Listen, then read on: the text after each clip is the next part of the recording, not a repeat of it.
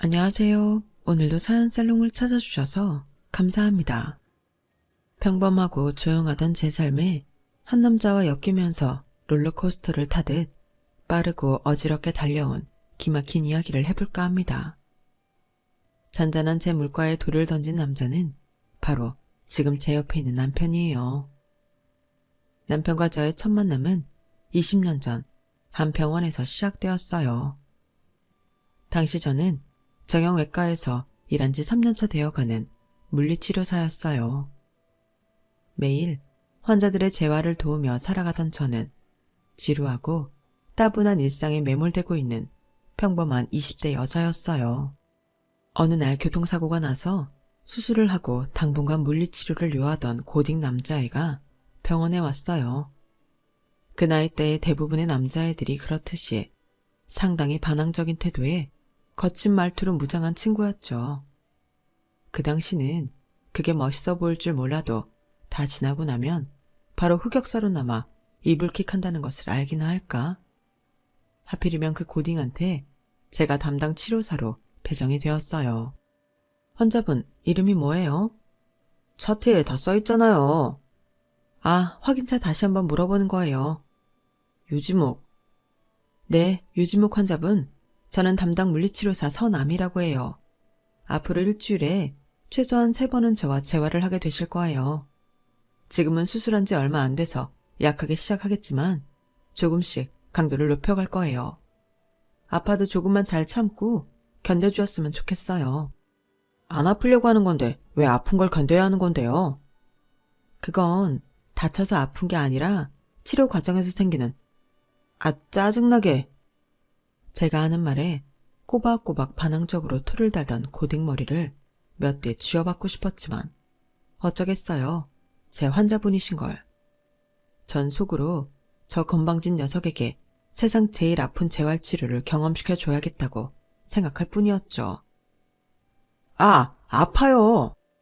네, 유지목 환자분, 이건 좀 아파요. 참으셔야 돼요. 아, 아프다고요.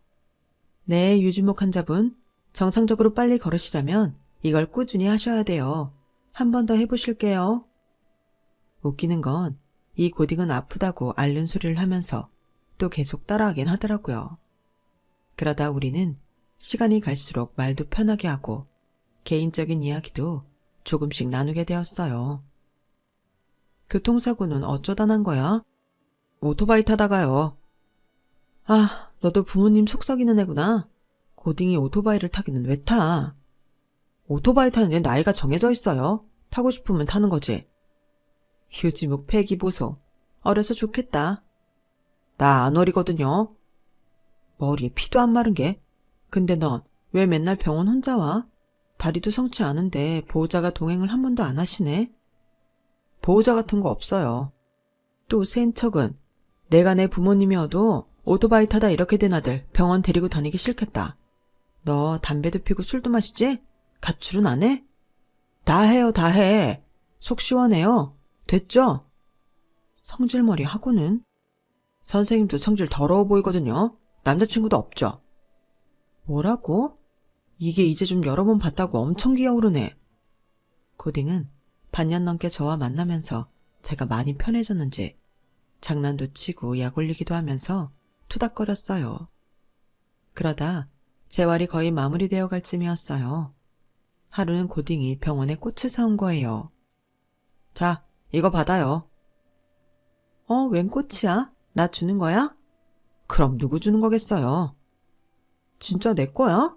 갑자기 왜? 창피하니까 그냥 받아요. 20대 여자의 직감으로 그 꽃은 그냥 주는 것이 아니라는 확신을 했어요. 하지만 이 어린 것이 당시 고딩은 18살, 저는 26살, 무려 8살 차이가 났거든요. 누가 보면 영화 속 스토리같이 로맨틱하다고 하겠지만 막상 저는 웃기고 어이없었죠. 대학생도 아니고 이제 주민등록증을 갓 발급받은 고딩이라뇨. 게다가 TV에는 장동건, 송승헌, 정우성 같은 남자들이 판을 치는데 여드름 바가지에 까까머리인 한참 어린 애기가 남자로 보일 리도 없었고요. 저는 고딩의 마음을 모르는 척했어요. 제가 꿈쩍도 안 하니까 하루는 대놓고 그러더라고요. 선생님은 진짜 바보 아니에요? 뭐? 열심히 치료해줘서 두 발로 멀쩡히 걸어다니게 해줬더니 나보고 바보라니. 이게? 아니, 왜 그렇게 몰라요? 제가 선생님 좋아하잖아요. 네가 나를? 야, 고딩, 너 내가 몇 살인 줄 알아? 26살이요. 너는? 18살이요. 그런데 그게 뭐여? 좋아하는데 나이가 뭐 중요해요? 네가 아직 어려서 그런가 본데 세상이 그렇게 만만치 않단다, 아가야. 이제 다시 학교 가면 사고치지 말고 공부 열심히 해야 된다. 알았지? 나 어리다고 무시하지 마요. 두고 봐요. 선생님도 나 좋아하게 될 거예요. 고딩은 무슨 자신감에서인지 떵떵거리며 말하더군요. 그 후 고딩은 제가 병원 끝나는 시간에 맞춰 매일같이 제 얼굴을 보러 왔어요. 어느 날은 바카스를, 또 어느 날은 붕어빵을 손에 쥐어주더라고요. 지풀에 지가 지쳐서 그만하겠거니 했지만 고딩은 막무가내였어요. 하루는 불러 세워서 말했어요. 야, 고딩, 너같이 어리고 랄라리를 내가 왜 좋아하겠냐? 제가 어떻게 하면 받아줄 건데요? 대학부터 가봐. 대학 가면 만나줄 거예요? 저는 거절할 변명거리를 찾다가 대학교에 들어가면 마음을 받아줄 것처럼 말했어요. 어차피 그런 날라리가 대학을 간다는 게 불가능한 일이었으니까요. 그런데 고딩은 정말 공부를 하기 시작했어요. 매일 퇴근 때 나를 찾아오던 놈이 공부해야 된다며 일주일에 한 번씩만 찾아오고 자기가 어디까지 공부를 했고 이번 시험에서 몇 점을 받았고 등등 제게 다 말해주고는 했어요. 금방 정리할 줄 알았던 고딩의 마음은 1년이 넘도록 계속되었어요. 저도 제가 좋다고 쫓아다니던 고딩에게 은근히 마음이 가기 시작했어요. 고딩은 재수까지 하며 기어이 대학 진학에 성공했어요. 아주 좋은 대학은 아니었지만 열심히 한 노력이 보였어요. 이제는 더 이상 거절할 변명도 없었고 사실 거절하고 싶지도 않았어요. 저도 고딩에게 그만큼 마음이 많이 커져 있었거든요. 더군다나 대학교에 가면 파릇파릇하고 예쁜 또래 여학생에게 분명히 마음이 흔들릴 거라고 생각했지만 아주 굳건하더라고요. 그렇게 저희는 주변 사람들 몰래 연애를 시작했어요. 풍요롭지는 않았지만 그 사람 때문에 웃고 즐거운 날들이 계속됐죠. 농업경제학을 전공한 지무기는 예전 다친 일 때문에 군대까지 면제받고 26살에 바로 취직을 하게 되었어요. 식품 품종 개량 관련 회사에 들어간 그는 첫 월급을 받는 날 제게 말했어요. 남이야, 내가 이날만을 기다렸어. 내 힘으로 번 첫 월급을 받는 날. 그래, 고생했어. 이제 진짜 사회인 됐네. 축하해. 남이야, 우리 같이 살자. 뭐? 같이 살자고? 첫 월급 받는 날 꼭 너한테 프로포즈 하고 싶었어. 지금 결혼까지 하자는 말은 못해. 그런데 같이 살고 싶어. 내가 돈 더 모으면 결혼식 꼭 올려줄게. 그렇게 지무기는 26살, 저는 34살에 동거를 시작하게 되었어요. 연애하는 줄도 몰랐는데 8살이나 어리고 갓 취직한 남자와 동거를 하겠다고 하니 부모님은 처음에 거품을 물고 쓰러지셨어요. 하지만 그는 포기하지 않고 저희 부모님의 인정을 받겠다며 밤낮 없이 우리 집을 찾아왔어요. 그렇게 지내기를 몇 달 후 부모님은 우리 둘을 불러 앉혀놓고 말씀하셨어요.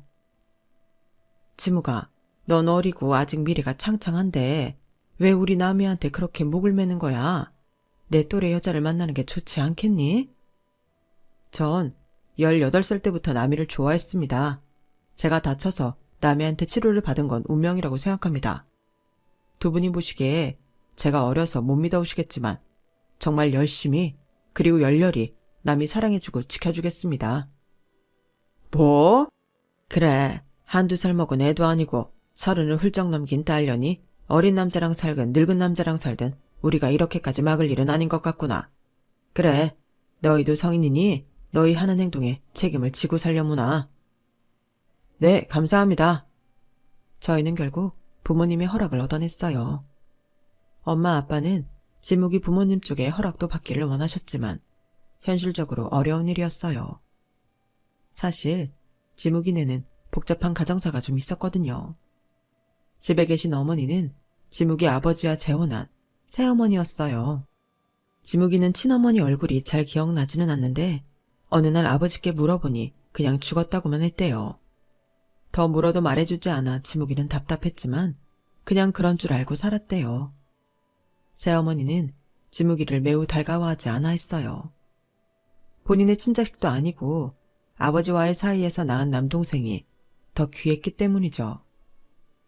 어릴 때부터 많은 구박과 차별에 시달린 지묵이는 불우한 청소년기를 보냈고 삐뚤게 나가기 시작했던 거예요. 그래서 공부도 제대로 안 하고 오토바이 타다가 사고도 났던 거고요. 무관심한 아버지와 동생만 챙기는 새어머니 사이에서 컸을 지묵이를 생각하니 안타까워 더 잘해주고 싶었어요. 지묵아, 나 너희 아버지랑 어머니 찾아뵙고 인사드리고 싶어. 우리 집에? 알아. 나 반기시지 않을 거라는 거. 그래도 노력은 해보고 싶어. 너희 부모님이잖아. 혹시 알아? 내가 예쁜 짓 하면 너까지 다시 예뻐해 주실지. 담이야, 네가 생각하는 것보다 우리 집은 훨씬 심각해. 난 거의 투명인간같이 살았어. 나한테 이제 가족은 그냥 너만 있으면 돼. 자기네 집은 허락받지 않아도 된다는 지묵이를 어렵게 설득해 부모님을 찾아뵙기로 했어요. 저는 그게 지옥의 시작이 될 줄 모르고요. 지묵이는 여자친구가 인사를 드리고 싶어 한다며 몇 번이나 부모님께 말을 했었지만 두 분 다 무관심한 태도를 일관해 그냥 그렇게 몇 달의 시간이 흐르고 말았어요. 하루는 제가 다짜고짜 지묵이 집 근처로 찾아가 양해를 구하고 인사를 드렸어요. 안녕하세요. 서남이라고 합니다. 연봉이 어떻게 되나? 제 연봉이요? 지묵이 아버지는 제 얼굴을 쳐다도 보지 않고 신문만 뒤적이시고 새어머니랑 부는 통성명도 하기 전에 연봉부터 물어보셨어요. 너무 당황했지만 지묵이한테 사전에 이런 분위기일 거라고 들은 바가 있어 곧 대답을 이어갔어요. 지묵이랑 결혼할 거야? 네, 하고 싶습니다. 쟤같이 능력 없는 애 만난 거 보면 그쪽도 그렇게 능력 있는 편은 아닌가 보네. 나이도 훨씬 많다며. 지묵이가 노처녀 처리반 담당이야? 새어머니는 묘하게 기분 나쁜 얘기를 계속했지만 첫 만남에 함부로 할 수는 없어 그냥 내내 대답만 했죠. 결혼을 하든 말든 알아서 해. 대신 뭐 해달란 소리는 하지 마. 우리도 먹고 살기 팍팍하니까. 알아서 둘이 잘 살아. 새어머니란 작자는 지묵이를 무시하는 말은 물론 저까지 깎아내리고 싶어 안달난 사람 같았어요. 아무것도 해줄 것도 없고 관심도 없다며 내쫓기듯 그 집에서 나왔어요. 더 황당한 건 제가 들어가서 나올 때까지 눈길 한번 말 한마디 없던 그 아버지였고요. 뭐 이런 무례하고 막대먹은 집구석이 있나 싶었어요. 지묵이는 이럴 줄 알았다는 듯이 고개를 숙이고 한숨을 쉬더라고요. 내가 뭘 했어. 너한테 이런 꼴 보여주고 싶지 않았단 말이야. 아니야. 오히려 내가 내 두 눈으로 직접 보니까 더 잘 됐어. 그래, 우리 둘이 아주 잘 살아보자. 저 사람들이 저렇게 우리 무시한 거 후회하게 우리 아주 잘 살자 지묵아. 오기가 나더라고요. 이런 푸대접을 받다니. 그리고 지묵이가 몇십 년 동안 이런 집구석에서 살았다니. 돌아오는 길에 저는 지묵이와 정말 잘 살고 싶어졌어요. 저희는 작지만 깨끗한 집을 구해서 살림을 시작했어요. 알콩달콩 재미있는 시간들이었어요. 지묵이와 저는 각자의 위치에서 열심히 그리고 성실하게 일하면서 지냈어요.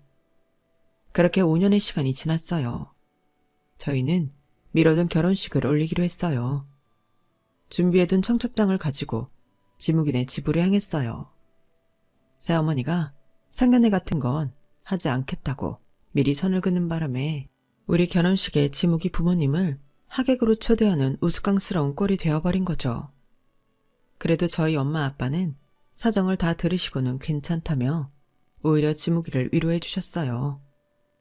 이번에 역시 연락 없이 도착한 저희를 보고 새어머니는 반가운 기색 없이 말했어요. 어머, 너희가 웬일이니? 하도 연락이 없어서 니네 어디 가서 죽은 줄 알았다? 죄송해요. 잘 지내셨어요? 다름이 아니라 저희 결혼식을 올리려고 하는데 참석해 주셨으면 해서 이렇게 찾아왔어요. 결혼식? 그런 거 할 돈은 그래도 있나 보구나. 7월 11일인데 오셔서 식사하고 가세요. 7월 10일이라 안 되겠는데? 아, 바쁘세요? 그날 중수 상견례 있는 날이거든? 네? 도련님도 결혼하세요? 그래, 우리 중수가 변호사 돼서 잘 나가더니 똑같은 변호사 며느리를 물어오더구나. 얼마나 예쁘고 싹싹하던지 격 떨어지는 누구랑은 다르게. 지묵이의 이복동생인 중수도련님은 어머니의 열렬한 교육열에 부응하듯 어엿한 변호사가 되었어요. 지묵이는 대학교 다니는 내내 친부와 계모가 학비를 내주지 않아 아르바이트까지 하면서 바쁘게 지냈는데 동생 중수한테는 온갖 고액 과외를 붙여가며 공부를 시켰던 거예요. 지묵이는 도련님과 어릴 때부터 같이 지냈지만 시어머니가 지묵이를 대하는 태도 때문이었는지 그 역시 툭 하면 형을 무시하고 기분을 상하게 하며 서로 살갑게 지낸 적은 없다고 하더라고요. 저도 도련님 얼굴이라고는 사진에서 본 게 다일 정도니까요. 그런 도련님이 하필이면 우리 결혼식 날에 같은 변호사 여자친구네와 상견례를 잡았다니. 일부러 알고 같은 날로 잡은 건 아니겠지만 상견례 때문에 당연히 우리 결혼식은 참석할 생각도 하지 않는 계모가 얄밉기 그지없더라고요. 7월 11일, 드디어 저희는 정식 부부가 되었어요. 많은 하객들의 축하가 있었지만 지묵이 부모님의 자리는 텅 비어 있었죠. 계모는 그렇다 치고 친부까지 아무 연락 없이 오지 않은 것을 보고 어이가 없었어요. 정말 매정한 사람들이었어요. 신혼여행에서 다녀온 후 지묵이는 제게 말했어요. 네가 내 부인이 되었으니 내가 더 책임감을 갖고 살아야 된다는 생각을 했어. 기특하네. 그래서? 나 회사 그만두고 나와서 내가 직접 품종 개량 사업을 하고 싶어. 뭐? 괜찮겠어? 내가 아무 준비도 없이 무턱대고 회사 그만두겠다고 말하겠어? 물론 미래 일을 예측할 수는 없지만 자신 있어. 잘 해낼게. 그래서 너랑 더 잘 살고 싶어. 그래, 알았어. 나도 네가 자신 있다면 믿어. 우리 남편이니까. 남편은 그동안 공부한 기술과 연구한 것들을 바탕으로 직접 사업에 뛰어들기 시작했어요. 조금은 불안했지만 듬직하고 책임감 강한 남편을 믿기로 했어요. 남편은 우리 형편에 맞으면서도 조금이라도 더 좋은 조건의 사업터를 마련하기 위해 사방팔방 분주하게 뛰어다니던 때였어요. 서울은 비싸서 엄두도 못 낼 뿐만 아니라 경기도 외곽까지 알아보러 다녀야 했어요. 그러던 어느 날 매우 늦게 귀가한 남편의 얼굴이 심상치 않아 보였어요.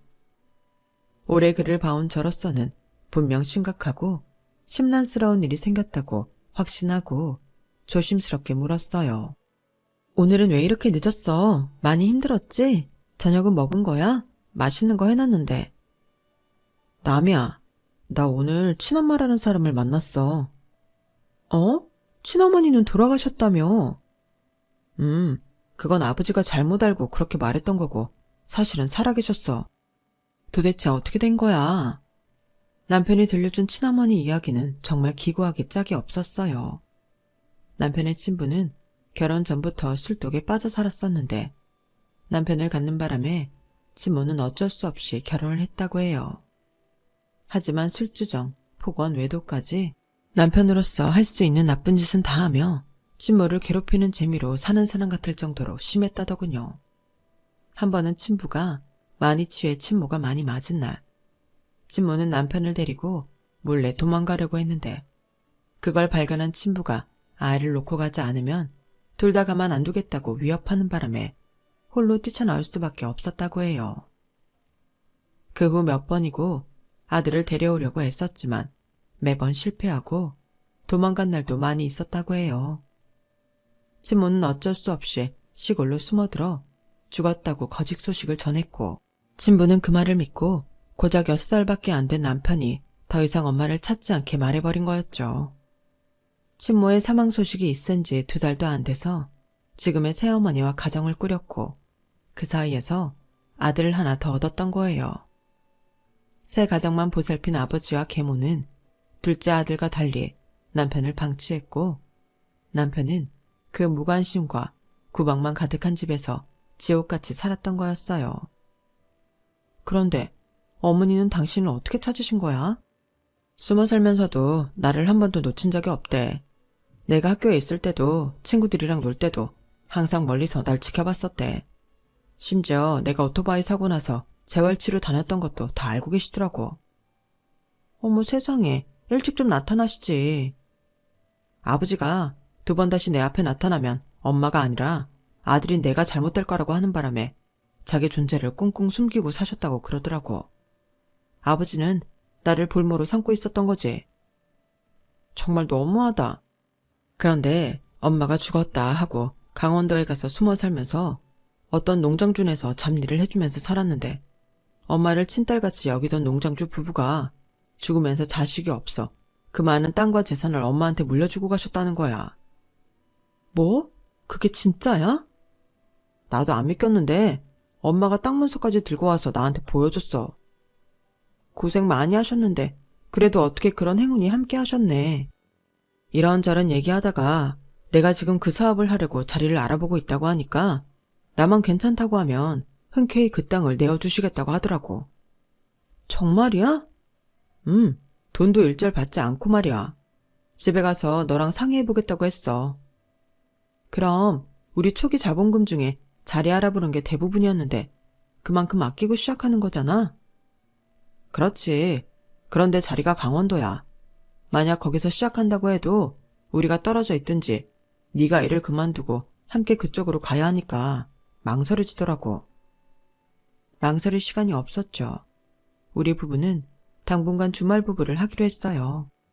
남편의 일이 어떻게 될지 모르는 상황에 저까지 일을 그만두는 위험 부담을 안기는 겁이 났거든요. 그렇게 우리는 2년 동안 떨어져 지내다가 제가 아이를 갖게 되면서 저 역시 강원도로 옮기기로 결심했어요. 그리고 그때쯤 남편의 사업이 조금씩 수익을 내기 시작하기도 했고요. 성실한 남편은 아이와 저, 그리고 늦게 찾은 친어머니를 위해 더 열심히 연구하고 일하고 발전해 나갔어요. 저희는 오랫동안 혼자 고생하신 남편의 친어머니를 모시고 살았고 그런 진짜 시어머니는 제 아이를 봐주시면서 저 역시 남편이 하는 일에 손을 보탤 수 있었어요. 어느덧 10년이라는 시간이 흘렀고 남편의 사업은 성공가도를 달리고 있었어요.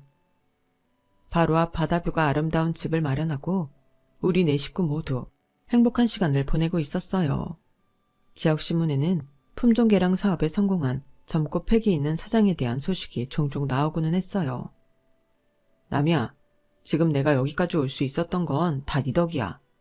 예쁜 딸 소혜도 낳아주고 옆에서 내조도 잘해주고 정말 고마워. 당신이 다 잘해서 그렇지 뭐. 어머니도 너무 감사해요. 널 어릴 때부터 그 지옥 같은 집에서 꺼내오지 못한 죄책감이 항상 깊었단다. 큰 건 아니지만 네가 이렇게 성공할 수 있는 발판 정도를 내가 도와줄 수 있어서 그나마 마음의 짐을 덜었어 지무가. 그런 마음 갖지 마요. 난 한 번도 엄마 원망한 적 없어요. 지금이라도 이렇게 엄마랑 함께 살 수 있는 것에 감사해요. 하루는 모르는 번호로 전화를 받았는데 바로 남편의 새어머니였어요. 예, 지무기가 사업이 잘 돼간다며? 신문에 나왔다는데 그게 진짜냐? 누구세요? 누구긴 누구야, 시어머니지. 안녕하세요. 안녕하긴? 너 아주 발칙한 애구나. 그런 일이 있는데 왜 연락도 안 하니? 아는 사람이 지무기가 신문에 크게 나왔다 뭐 보여주더라. 지무기가 사업을 시작한 것도 너네가 전부 지방으로 가버린 것도 어쩜 그렇게 한마디 없이 일을 저질렀니? 그동안 우릴 그렇게 속이니까 좋디? 속이다뇨. 그쪽도 저희랑 연 끊고 사셨잖아요.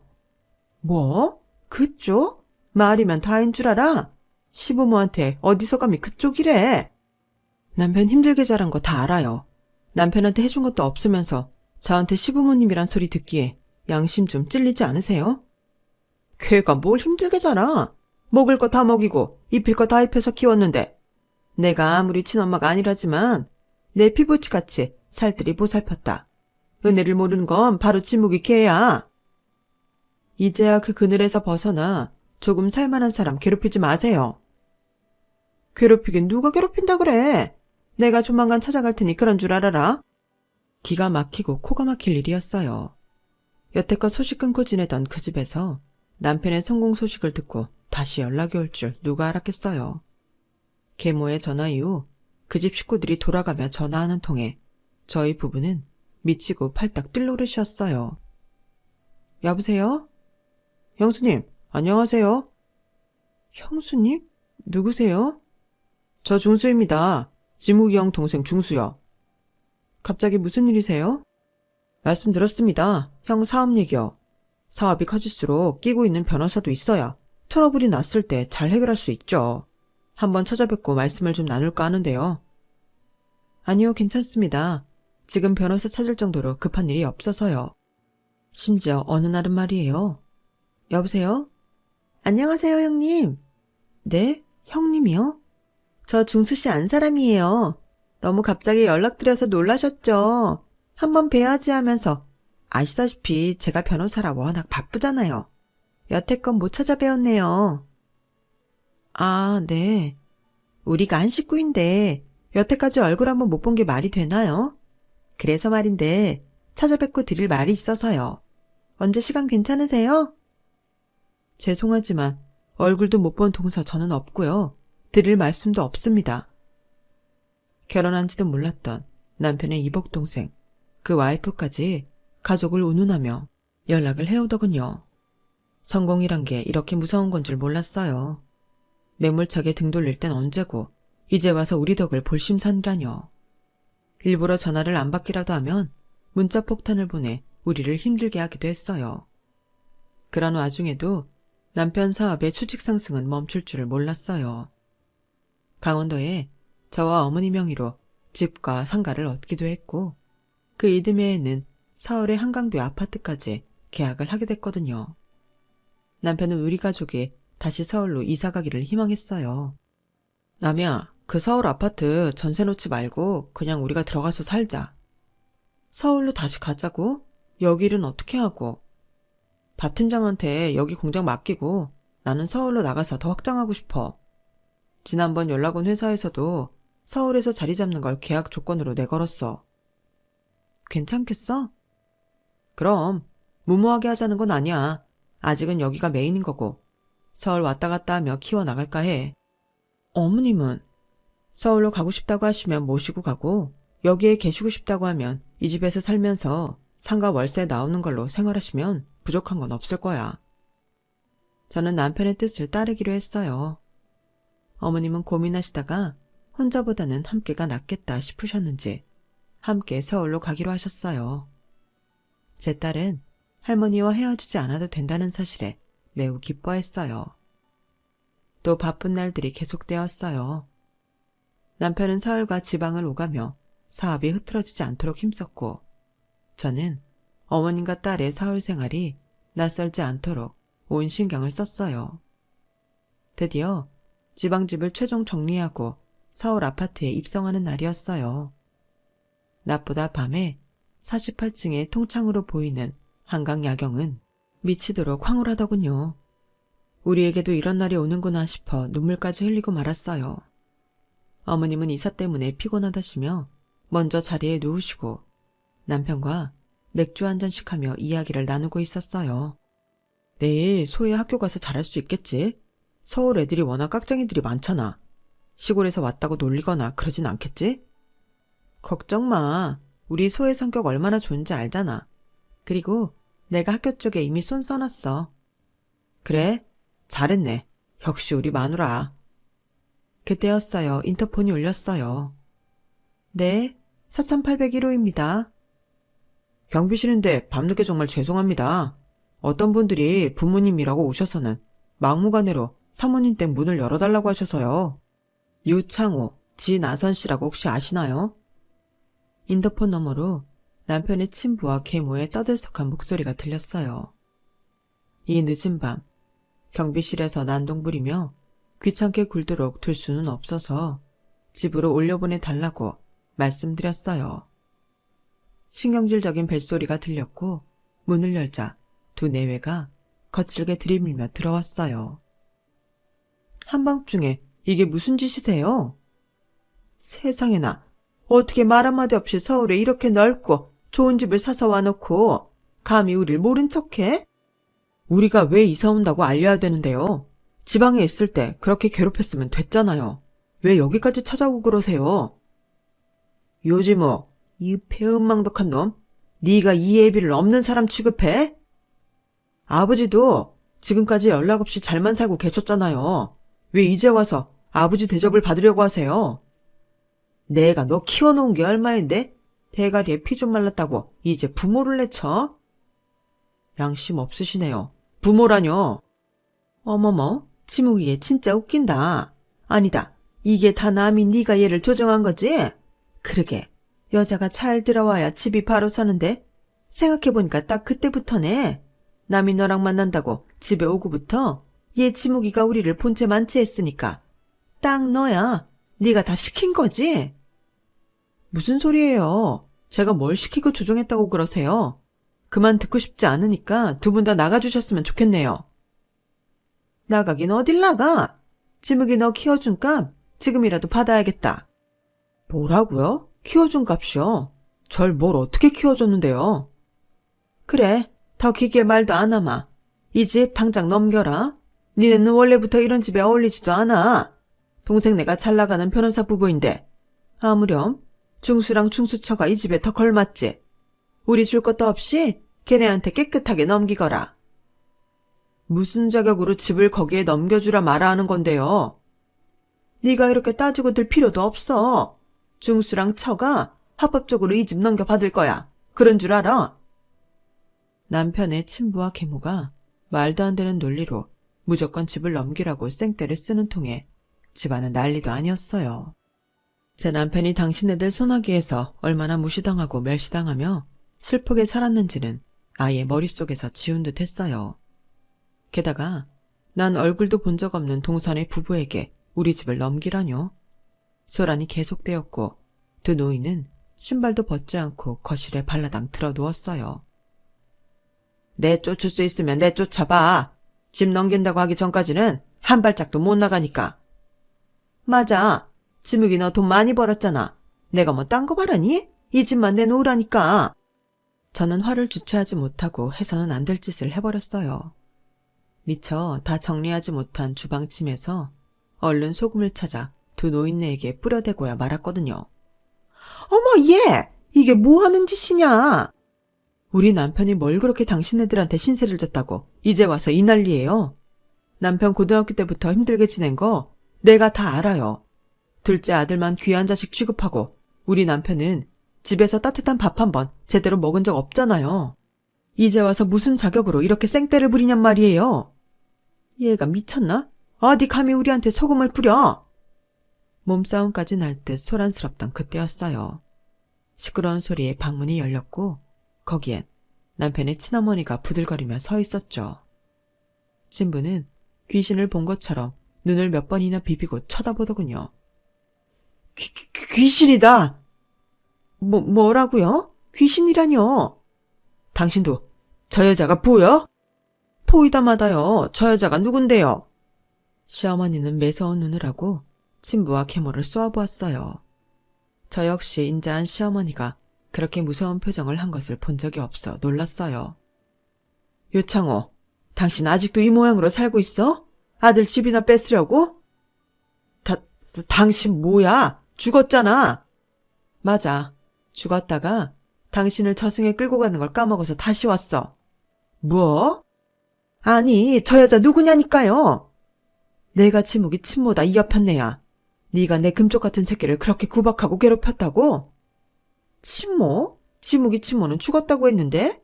여보, 도대체 이게 어떻게 된 거예요? 나도 죽었다고 들었어. 죽은 당신이 도대체 여기 어떻게 있는 거냐고? 내 시신 확인했어? 뭐? 혹시나 당신이 올까봐 거짓으로 꾸며놓은 제삿집에 관련 서류 있으면 보내라고 꼴랑 전화 한 통 했다면서. 아무리 내가 싫고 미워서 날 때리고 욕보였어도 당신 아들을 낳고 산 여자인데 죽었다는데 어떻게 그럴 수가 있어? 그리고 우리 아들 지묵이 어떻게 그렇게 매정하게 남의 자식 대 아들 됐냐고. 그럼 당신 전 부인 안 죽었던 거야? 나도 몰라 이게 무슨 일인지. 시신은 확인 못했지만 죽었다고 그랬어. 잠깐만. 그럼 지묵이랑 남이 너 여태까지 우리 속이고 이 여자랑 같이 지냈던 거야? 어? 이 여자가 아니고 제 어머니예요. 당신이 아니라 정말 제 친어머니라고요. 우리가 누구랑 살든 당신들한테 말해야 할 의무는 없잖아요. 세상에나 어이가 없어서 이게 웬 날벼락이야. 계모는 신발로 바닥을 치며 통곡하기 시작했어요. 전부인 죽었다고 해서 믿고 홀랑 결혼해 애까지 낳고 살았더니 멀쩡히 살아있지를 않나. 돈 많은 자식 새끼에 집 한 채 달라고 했더니 소금을 뿌려대지 않나. 아이고, 나는 억울하고 분통해서 더 이상 못 살겠다. 당신이 뭐가 억울해? 진짜 억울한 건 나라고. 이 인간한테 애까지 못 데리고 도망쳤던 그날을 생각하면 진짜 가슴을 후벼 파도 모자란다고. 아우, 중수아버지 뭐라고 말 좀 해봐요. 당신 때문에 다 이 지경 났잖아요. 내가 이런 꼴 보려고 여태까지 당신이랑 산 줄 아냐고요. 친모와 계모, 두 여자 사이에서 친부는 아무 말도 못하고 죄인처럼 고개를 떨구고 앉아있더군요. 비참하게 짝이 없는 얼굴을 하고는 눈물까지 텀벙텀벙 흘리는데 불쌍하다는 생각이 하나도 들지 않았어요. 자신이 과거에 저지른 잘못이 얼마나 큰데 이보다 더한 벌을 받아도 된다고 생각했어요. 두 분 다 제 집에서 나가주세요.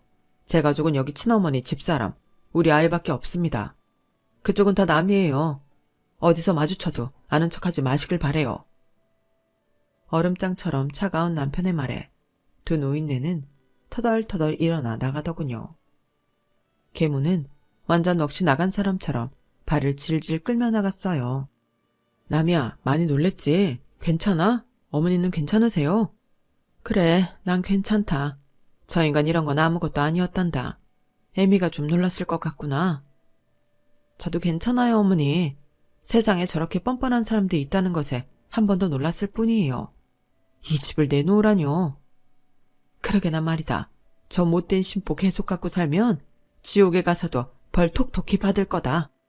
우리는 다음날 집안의 홈캠 자료와 그동안의 엄청난 통화 녹음들을 경찰에게 증거물로 제출하며 스토킹 처벌법으로 그들을 신고했어요.